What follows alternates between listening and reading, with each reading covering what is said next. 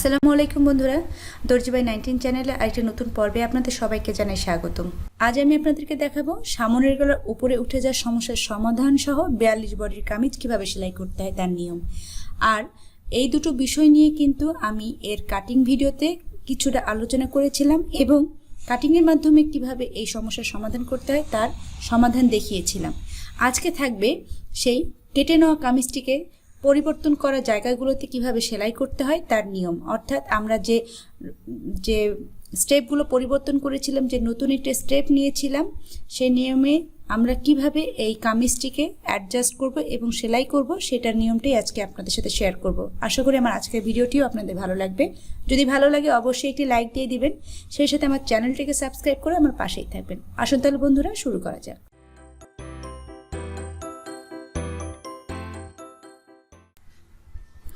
এখানে আমি একটি 42 বডির কামিজ নিয়ে নিয়েছি, আর এই কামিজটিকে কিভাবে কাটিং করেছি তার ভিডিও কিন্তু আমি অলরেডি আপলোড করে দিয়েছি। ভিডিওর লিংক ডেসক্রিপশন বক্সে দেওয়া থাকবে, চাইলে দেখে নিতে পারেন।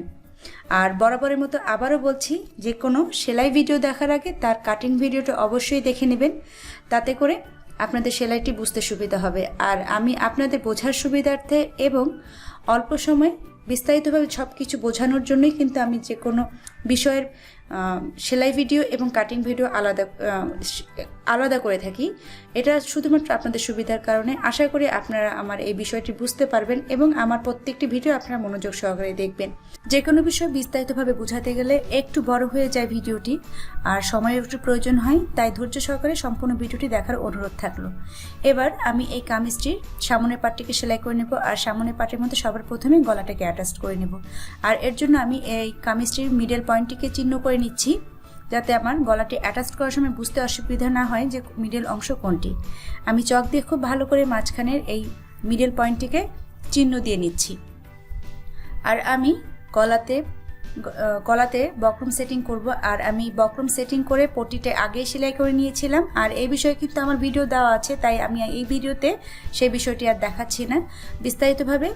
আর এই বিষয়টা যদি জানতে চান তার লিঙ্কও কিন্তু দেওয়া থাকবে সেই ভিডিওর, আপনারা চাইলে দেখে নিতে পারেন। আমি এখন এই গলার পট্টিটাকে অ্যাটাচ করে নিচ্ছি, মাঝখানে সেলাই দিয়ে গলার পট্টিটাকে সেট করে নিচ্ছি, যাতে আমরা যখন বক্রমটাকে সেট করব তখন যাতে নড়াচড়া করে বাঁকা না হয়ে যায়।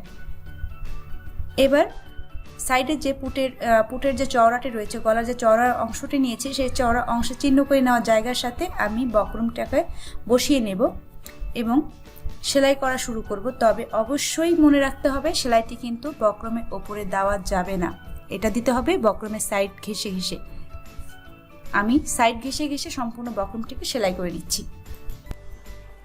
আমাদের গলার পট্টিটা সেলাই করা হয়ে গেছে। এবার এই গলার পট্টিটার মাঝখানে যে বাড়তি কাপড়গুলো রয়েছে সেগুলোকে আমরা কেটে ফেলে দেব। তবে অবশ্যই সেলাইয়ের জন্য মার্জিনে কাপড় রেখে নিতে হবে, আর যতটুকু কাপড় রাখা প্রয়োজন আপনারা ঠিক ততটুকুই কাপড় রাখতে পারেন। আর কাপড় রাখার পরে এই যে মার্জিনের কাপড়গুলো থেকে গেল, এখানে ছোট ছোট করে কাট লাগিয়ে নেব। এতে করে আমরা যখন পট্টিটাকে উল্টে নেব তখন আমাদের উল্টাতে সুবিধা হবে, আর গলাটা খুব সুন্দর করে বসে যাবে।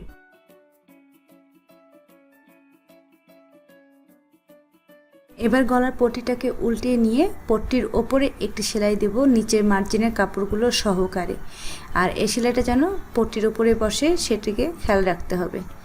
এবার আমি এটাকে পুরোপুরিভাবে পেছনের দিকে নেব পট্টির কাপড়টাকে, আর এবার সোজা পাশে একটি চাপ সেলাই দিয়ে দেব, যতটা সম্ভব কর্নার ঘেঁষে সেলাইটি দেব। দর্শক, আমার পেছন পাটের গলাটি সেলাই করা হয়ে গেছে। ভুলবশত অফ ক্যামেরায় আমি এটা করে ফেলেছি, আর এই বিষয়ে ডিটেলসভাবে আমার পূর্ববর্তী অনেক ভিডিওতে দেওয়া আছে, তাই আর এই বিষয়ে আমি আর এখানে ডিটেলসভাবে কিছু বলছি না। ভিডিও লিঙ্ক দেওয়া থাকবে ডিসক্রিপশন বক্সে, চাইলে একটু দেখে নিতে পারেন। এখন আমরা এই সামন পাটের সাথে পেছন পাটটাকে জয়েন করে নেব, আর সামন পাটের আর পেছন পাটের কাপড়টাকে একসাথে করে নিয়ে দুটো পাটের কাপড় সামনাসামনি মুখোমুখি করে রাখবো, সোজা পাশ রেখে আমরা গলার পট্টিগুলোকে মিলিয়ে নেব। আর এই ক্ষেত্রে এই বিষয়ে কিন্তু আমার আলাদা ভিডিও দেওয়া আছে, চাইলে দেখে নিতে পারেন। এবার আমরা পুটের অংশগুলোকে জয়েন করে নেব।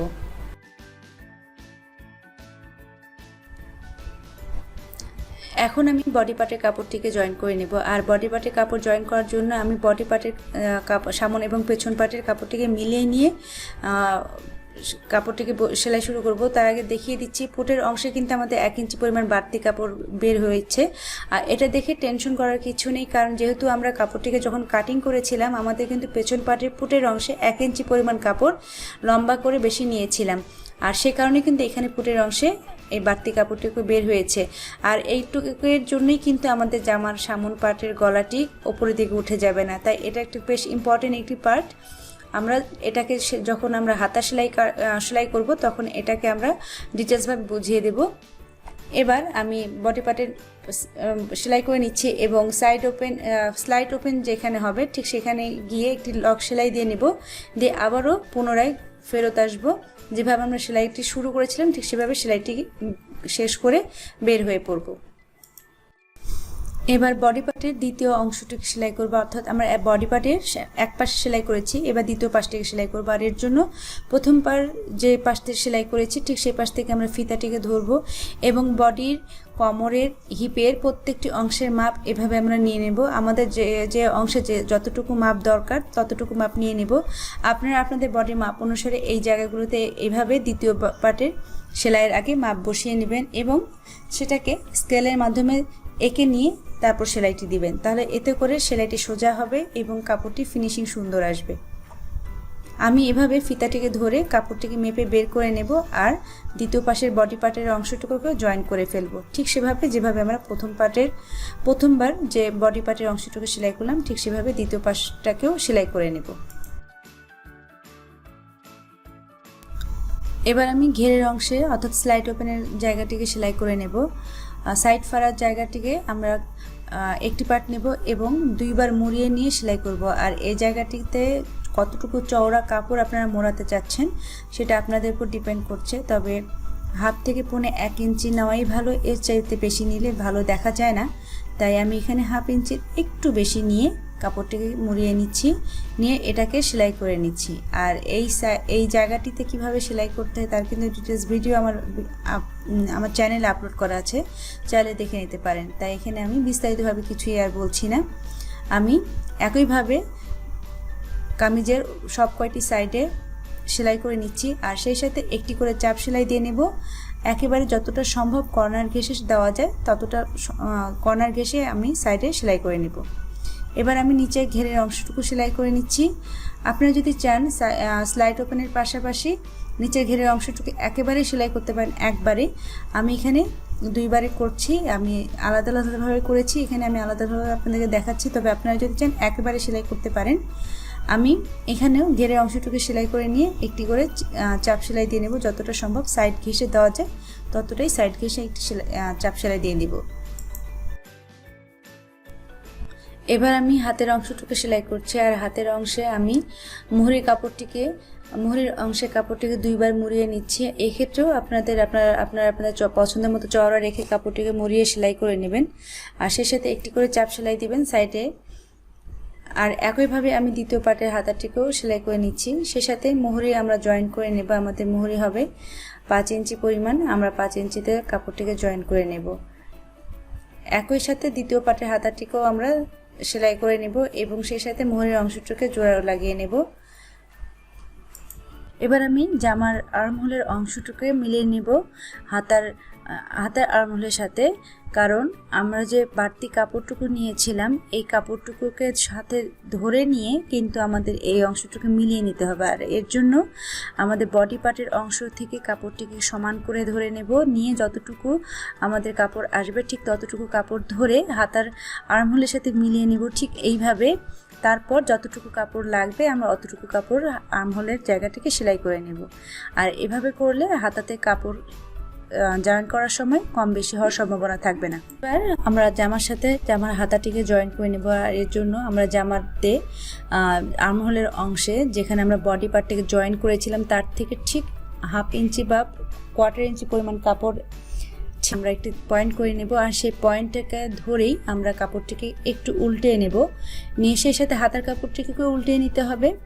আর জামার সোজা পাশ থেকে হাতার সোজা পাশটিকে মুখোমুখি করে লাগিয়ে নেব। ঠিক এইভাবে আমরা কাপড়টিকে ধরে নেব, ধরে এর ভেতরে হাতটিকে ইনসার্ট করে নিয়ে আমরা হাতার কাপড়টিকে ধরে নেব, অর্থাৎ যে পয়েন্টটা করে নিয়েছিলাম সেই পয়েন্টের সাথে হাতার জয়েন্টের পয়েন্টটাকে মিলিয়ে নিয়ে আবার হাতের ভেতরে যে কাপড়টুকুকে আমি প্রবেশ করিয়ে নিয়েছিলাম সেই কাপড়টুকুকে বের করে নেব। তবে এবার অবশ্যই যে হাতার কাপড়টুকুকে ধরলাম তার ভেতর দিয়ে কিন্তু বের করে নিতে হবে। এবার আমরা কাপড়টাকে সমান করে বসিয়ে নেব এবং যার যার সুবিধা অনুযায়ী ডান অথবা বাম সাইড থেকে সেলাইটিকে শুরু করব। এবার আমি কাপড়টিকে সেলাই করে নিচ্ছি, আর যতটুকু প্রয়োজন মার্জিনের কাপড় রাখা ঠিক ততটুকু কাপড় রেখে, আর সেই সাথে আমরা একইভাবে একই নিয়ম ফলো করে দ্বিতীয় পাশে হাতাটিকেও জয়েন করে নেব।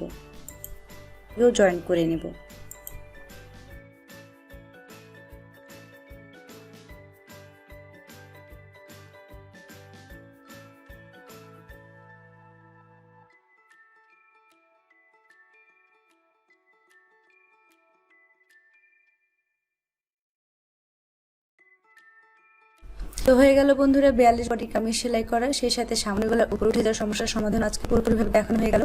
যে সকল টিপস এবং ট্রিক্স আমি কাটিং ভিডিও এবং সেলাই ভিডিওতে দেখিয়েছি তা যদি ফলো করেন এবং অ্যাপ্লাই করেন তাহলে অবশ্যই আপনাদের এই সমস্যাও সমাধান হবে পার্মানেন্টলি। যদি সমাধান পেয়ে থাকেন তাহলে অবশ্যই আমাকে কমেন্টে জানিয়ে আমাকে সেই সাথে ভিডিওতে একটি লাইক দিয়ে দেবেন। আর আপনি যদি আমার চ্যানেলে নতুন হয়ে থাকেন তাহলে আমার চ্যানেলটিকে সাবস্ক্রাইব করে দেবেন, পাশে থাকা বেল বাটনটিকে ক্লিক করে দেবেন। এতে করে পরবর্তী আপলোড করা প্রত্যেকটি ভিডিওর নোটিফিকেশন আপনি পেয়ে যাবেন। আজ তাহলে পর্যন্ত বন্ধুরা, দেখা হবে পরবর্তী ভিডিওতে। হাফেজ। পরবর্তী আপলোড করা প্রত্যেকটি ভিডিওর নোটিফিকেশন আপনি পেয়ে যাবেন। আজ তাহলে পর্যন্ত বন্ধুরা, দেখা হবে পরবর্তী ভিডিওতে। হাফেজ।